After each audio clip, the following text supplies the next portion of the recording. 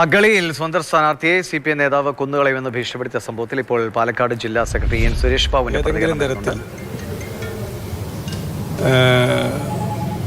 ഗൗരവമേറിയതായി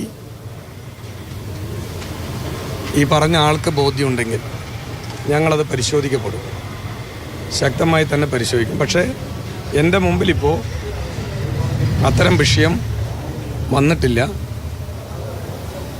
അതെൻ്റെ ശ്രദ്ധയിൽ വരാത്തതുകൊണ്ടാണ് ഞാൻ അതിനെക്കുറിച്ച് ആധികാരികമായി ഇപ്പോൾ പ്രതികരിക്കാത്തത്. ജില്ലയിൽ പലയിടത്തും CPIയും തമ്മിലൊരു സീറ്റ് തർക്കമുണ്ട് എന്ന് പറഞ്ഞുകൊണ്ട് ഇപ്പോൾ CPI മുന്നണി മര്യാദ പാലിച്ചില്ല എന്നൊക്കെ പറഞ്ഞ് CPI ഒറ്റയ്ക്ക് മത്സരിക്കാൻ തീരുമാനമെടുക്കുന്നു പറഞ്ഞു. പ്രത്യേകിച്ചും മണ്ണൂർ, അതുപോലെ തന്നെ തൃത്താലയിലെ നാഗലശ്ശേരി, ചാലിശ്ശേരി പഞ്ചായത്തുകളിലെല്ലാം, ചിറ്റൂരിലും പലയിടങ്ങളിൽ അത്തരത്തിൽ CPI ഒറ്റയ്ക്ക് മത്സരിക്കുന്നെന്ന് പറഞ്ഞു. CPIയുമായിട്ട് ഞങ്ങൾ വളരെ ഐക്യത്തോടു കൂടിയിട്ടാണ് ജില്ലയിൽ പോയിക്കൊണ്ടിരിക്കുന്നത്. യാതൊരു തരത്തിലുള്ള മത്സരവും തമ്മിലില്ല. ഞാൻ മനസ്സിലാക്കിയിട്ടുള്ളത്, കഴിഞ്ഞ തവണ മണ്ണൂർ ഞങ്ങൾ CPIയും CPM മത്സരിച്ചിരുന്നു.